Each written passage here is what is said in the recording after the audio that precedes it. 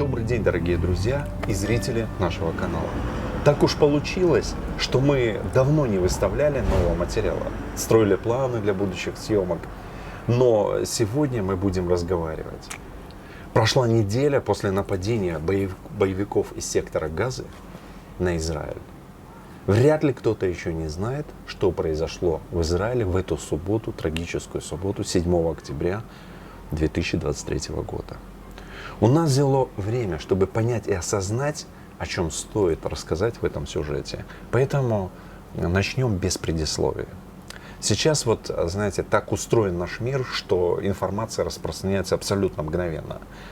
И налетчики-террористы из Газы, а они налетели как саранча, пожирающие все на своем пути, свидетельства своих преступлений тут же выбрасывали в интернет. И это уже не одна бабушка сказала, и не заранее подготовленная пропагандистская ложь. Мир увидел в режиме реального времени, что происходило. Да, информация, когда распространяется, ее уже просто сейчас в сети невозможно остановить. Да, потому что идет по соцсетям информация, и она распространяется с огромной скоростью, быстротой. И, конечно же, мы живем в 21 веке. И что же, весь мир содрогнулся? Ну, как бы не так. Почему? Потому что убивали евреев. Так им и надо. Неслось в комментариях. Я много прочитала комментариев. Нет, были комментарии достойных, здравомыслящих людей с высказыванием соболезнований, пожеланиями мира и вопросами «доколе?». Но как-то они тонули, в общем-то, в море ненависти. Ненависть к евреям вскармливалась столетиями. Римляне изгнали еврейский народ с их земель и еще 2000 лет назад. За что? За непокорность римской власти, пытающейся искоренить монотеистическую веру евреев. Да, это у нас сейчас большая часть народов планеты монотеисты, а тогда только евреи верили в единого Бога, остальные были многобожниками. И евреи после изгнания пришли жить другим народом. Да, а пришельцев нигде не любят, нигде как не говорится. любят. Да.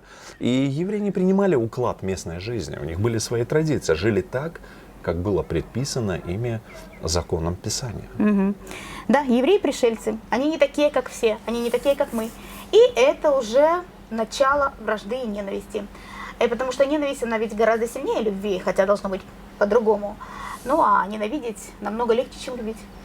Но что интересно, более чем за 2000 лет, именно потому что не такие, еврейский народ не ассимилировался, а сохранился. И более чем за 2000 лет на земле, из которой изгнали евреев, заметьте, земля эта уже тогда, в начале нашей эры, называлась Палестиной. Объясню. Римляне, завоевав Иудею, дали этой земле название Палестина. Да, то есть уже более чем 2000 лет назад эта земля называется Палестиной.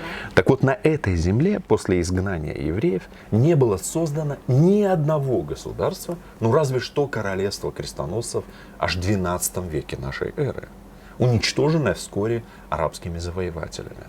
На протяжении столетий земля переходила из рук в руки разных завоевателей, оставаясь всего лишь жалкой провинцией.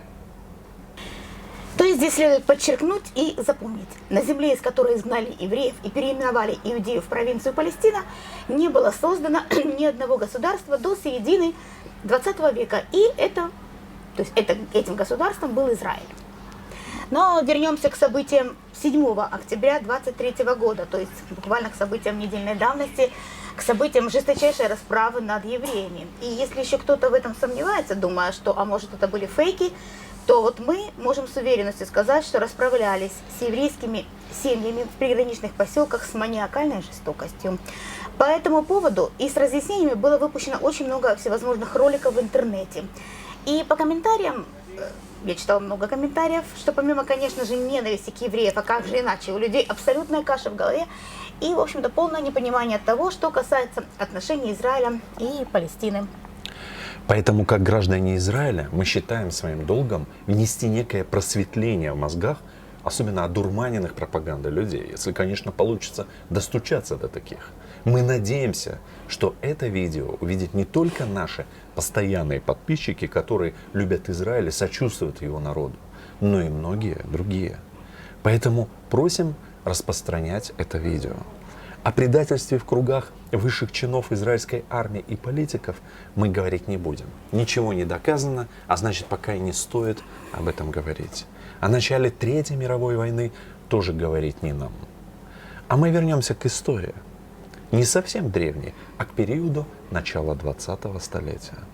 И что мы можем узнать, открыв, например, статью Википедии? В 1929 году евреи, проживавшие в Газе, были вынуждены покинуть город в результате учиненных арабами еврейских погромов.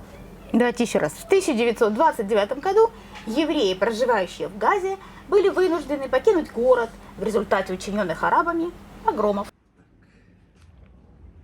Итак, в ходе погромов по всей Палестине в 1929 году было убито 135 евреев.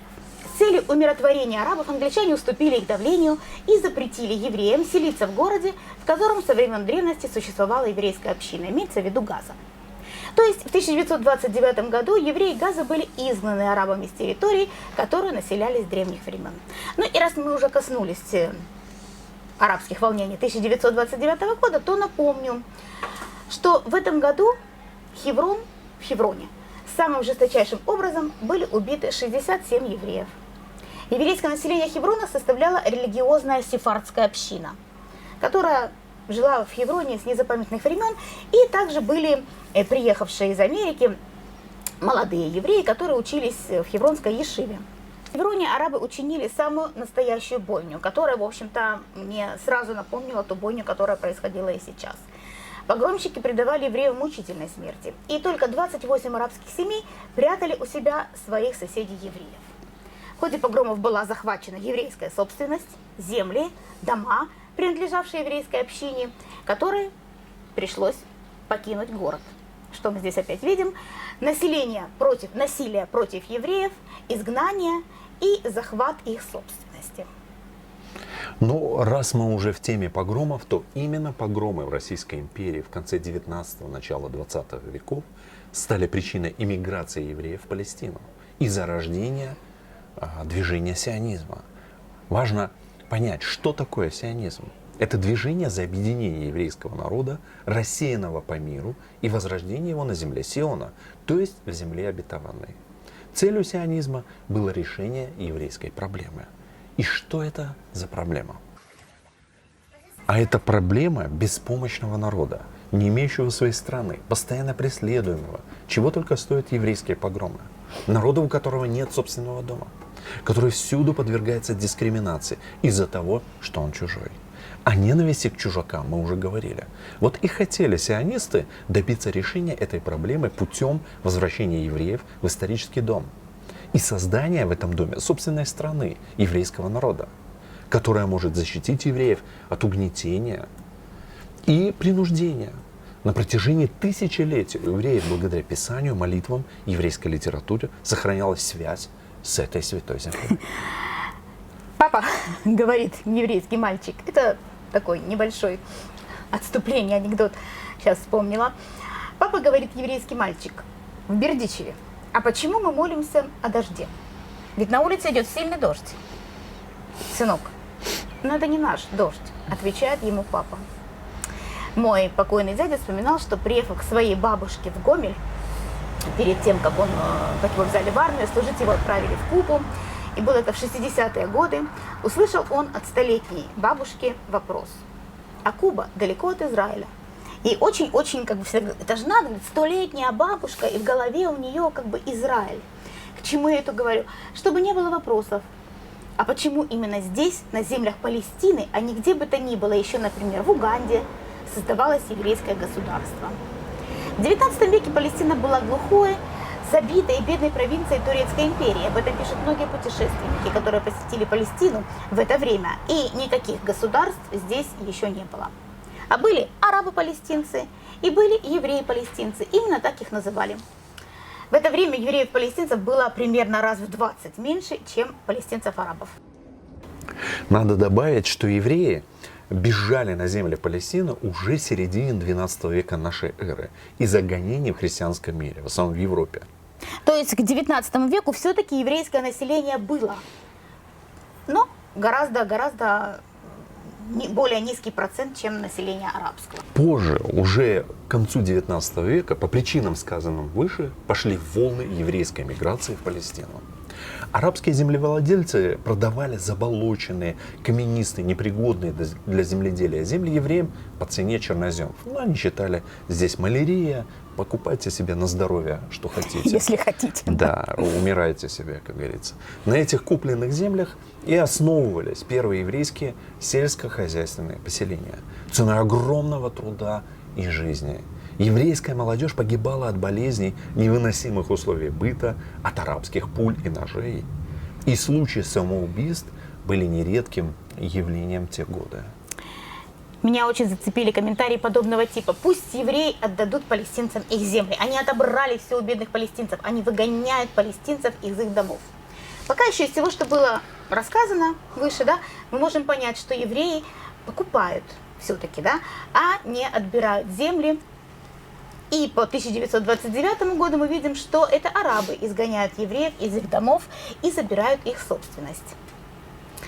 Но здесь еще нужно сказать, что в конце 19-го, начале 20 века в Палестину потянулись в поисках работы и лучшей жизни арабы из соседних регионов. Потому что евреи принесли оживление, началось активное строительство, и страны Запада начали покупать здесь земли, строить монастыри, церкви. Ну, листаем страницы истории, да? Мы сегодня торопимся. Земли пока еще евреи у арабов не отнимают.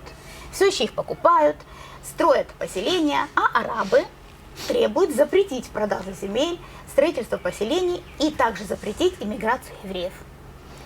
Как результат, в 1939 году выходит Белая книга. Что такое Белая книга? Это отчет министра британских колоний по положению дел в Палестине. Основные ее утверждения. Палестина не может принадлежать только евреям или только арабам. Будет создано в течение 10 лет единое двунациональное государство, и также были введены серьезные ограничения на иммиграцию евреев и практически полный запрет, 95% запрета на покупку евреями земли. Итак, мы подходим к 1947 году. 29 ноября 1947 года Генассамблея ООН утвердила исторический план относительно раздела территории британского мандата в Палестине. И большинством голосов решили создать два государства.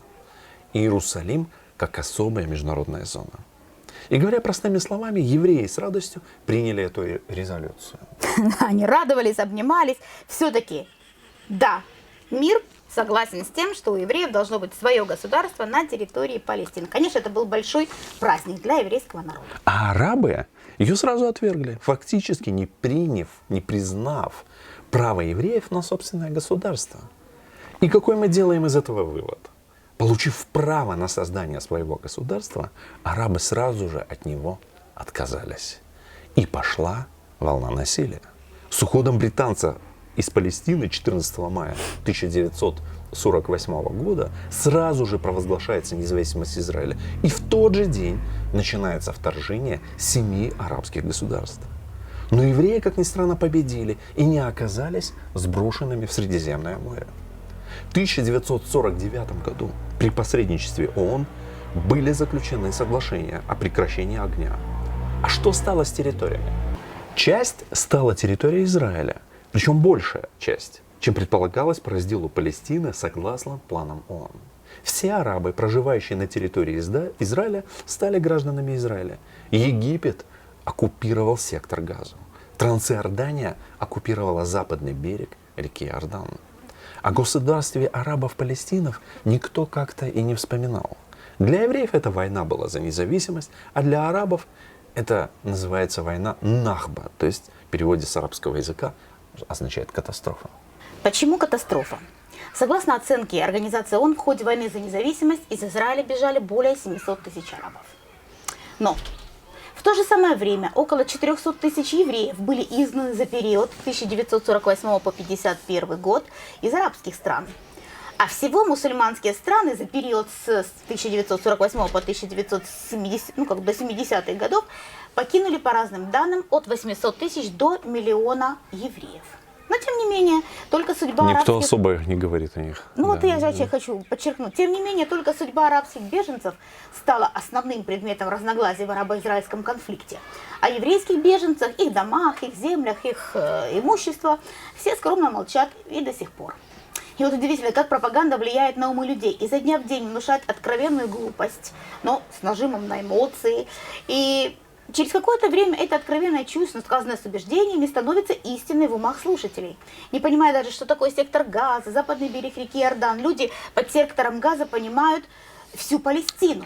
Да, что это вот все палестинцы там объединены, не понимая, что палестинцы разделены на анклав сектора Газа, террористическое гнездо, и западный берег реки Иордан, так называемая палестинская автономия, кто-то называет это государство Палестина, и там тоже куча террористов на самом деле, и джихад исламский, и Хамас, и ячейки, кто хочешь. Да извини, что перебил тебя. И вопят в комментариях, зачем загнали бедных палестинцев на этот клочок земли, отобрали все их земли, отобрали все их дома, из чего это они террористы, имеется в виду те убийцы, которые пришли сегодня на землю Израиля. Вы совсем с ума сошли, так вам и надо. Так вам и надо. Имеется в виду бесчеловечная расправа над безоружными людьми, уничтожение с маниакальной жестокостью целых семей, насилие над детьми, убийство младенцев, расчленение и другие зверства. Так вам и надо. Это в такой форме происходит борьба за независимость Палестины. Это такими методами надо бороться. Так какую Палестину мы имеем на сегодняшний день? Это сектор Газа, управляемый террористической группировкой Хамас, и разрозненные очаги территории на западном берегу реки Иордан, управляемой партией Фатх, официальной палестинской партией, которая связана в том числе с Организацией освобождения Палестины. Откуда взялся этот сектор, о котором мы слышали вот с самого детства? Даже в России была группа «Сектор Газа», если помните. Я поскольку помню, всегда вот новость — это сектор Газа, сектор Газа, сектор Газа. Все говорят о секторе Газа. Это узкая полоска, это на берегу Средиземного моря. И до 1948 года эта территория на берегу Средиземного моря была не густо заселена. Но во время войны сюда отовсюду стекались арабские беженцы. И по окончанию войны Газу оккупировал никто иной, как Египет. В 1950 году там проживало 250 тысяч человек арабского, естественно, населения.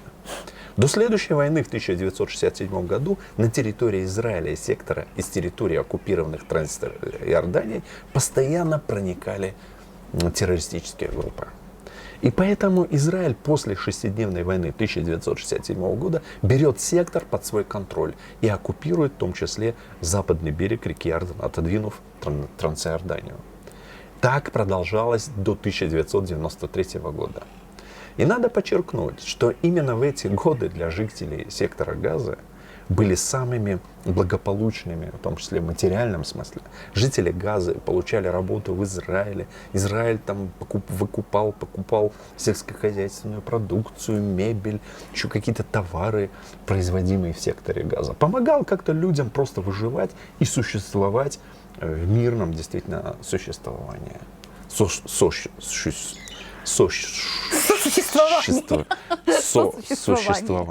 В мирном сосуществовании. Ну, в этом же году по соглашению Осло возникла палестинская автономия или администрация. Был подписан договор между Израилем и Организацией освобождения Палестины. И Израиль начинает постепенный уход из сектора Газа. Да, при этом уже налажены экономические связи, конечно же, сокращаются. А во время антифады или акций в 2000 году Израиль полностью закрыл въезд рабочим газом в Израиль. А потом в ответ на многочисленные теракты Израиль уничтожил гавань, которая строилась на деньги международных спонсоров, и, соответственно, аэропорт в Газе. Начиная с 2001 года из сектора велся практически ежедневный обстрел южных городов Израиля. Все мы помним сначала эти примитивные ракеты, даже я название запомнил, Кассам. Вот они с 2001, мелкие такие, кустарные, они их там клепали и обстреливали Израиль.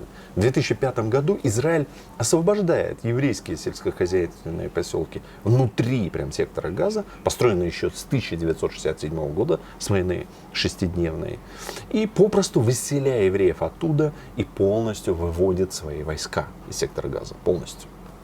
Но нормализация отношений так и не произошло. Израиль контролирует морское и воздушное пространство. Чем это объясняется? Тем, что ведутся постоянные обстрелы и непрекращающиеся попытки провести в сектор оружие, боеприпасы, ну и необходимые материалы для изготовления ракет. В 2011 году комиссия ООН признала правомерной такую блокаду. Вместе с тем Израиль поставлял вот до 8 октября этого года в Газу до 70% электричества, воду, топлива. Через Израиль шла гуманитарная помощь. Но в 2006 году на выборах в Газе победу одержало исламистское движение Хамас, признанное многими странами террористическим. Хамас не признает государство Израиль, и основная, в общем-то, цель этой организации – уничтожение Израиля. То есть такая странная организация, которая говорит, вы не имеете права здесь на существование, а мы создаем панисламистское вот такое вот теократическое государство, и все неверные, извините меня, должны уйти отсюда. Ну, такой вот ИГИЛ современный, только немножко с другой идеологией. А скорее всего это вообще не ислам, а прикрытие под исламскими лозунгами простой группы террористической или бандитской, я не знаю, как их назвать, это одно и то же. Дело в том, что для понимания зрителя ФАТХ, то есть основная палестинская партия, которая признавала Израиль и пыталась создать свое государство, управляла в том числе и сектором Газа. Но при вот этой революции Хамаса, я больше никак не могу ее назвать, или госпереворот, который они сделали. Или демократические выборы, в ходе которых Хамас... Их просто избрало свое население. И вот все функционеры ФАТХ, кого хамасовцы не успели убить, они просто бежали через Израиль на западный берег из сектора Газа. Их убили, там сбрасывали с этажей. Жестокая расправа над ними была. А Газа превратилась в отдельное образование на южной границе, блокируемой Египтом. На северном Израилем, соответственно. Действительно, сектор вот такой вот блокированный с разных сторон. 40 километров в длину и там 6-12 в ширину. Да, разные. Вот такая крошечная территория. И между тем, несмотря на меры по блокаде Газа, Хамасу поступает оружие через Египет. Через тоннели, да и просто под видом гуманитарной помощи в грузовиках при содействии коррумпированных египетских чиновников. Я недавно был в мае этого года в Египте и немножко изучал информацию по Синайскому полуострову. Там большинство бедуинских кланов, их весь этот бизнес, это контрабанда оружия, наркотиков и чего хочешь. Конечно, что там подкупить какого-то чиновника? Ерунда. Безусловно. Да. Ну и вот уже более 20 лет Израиль терпит обстрелы своих городов. А жители, израильтяне, все это время требуют от правительства принятия каких-то жестких мер. А какие жесткие меры? Прежде всего, ответ ударом на удар. То есть Израиль наносит в ответ удары по сектору. И в ходе этих ударов, да, конечно же, гибнут люди. А ведь как может быть иначе? Цель Хамаса – уничтожение Израиля. И никакие мирные инициативы не приветствуют. И мир там, в общем-то говоря, никому не нужен. Строить мир там некому. Большое количество жертв среди мирного населения сектора связано с тактикой террористов Газа. В качестве живого щита, собственно говоря, используется мирное население. Хотя, если честно, вот назвать население Газа, вот особенно молодежь, мирным, я бы, в общем-то, и не стала. Ибо там в умах не мир, там в умах война и уничтожение Израиля. И пропагандистская машина, в общем-то, там работает без перерыва. И в больницах, мечетях, школах находятся мастерские по производству оружия, склады боеприпасов, ну, соответственно, и точки запусков. И чем дальше, тем хуже. И количество ракетных ударов увеличивается до 1000, и ракеты уже летят по центру страны и по Иерусалиму, которым мы стали свидетелем сирен.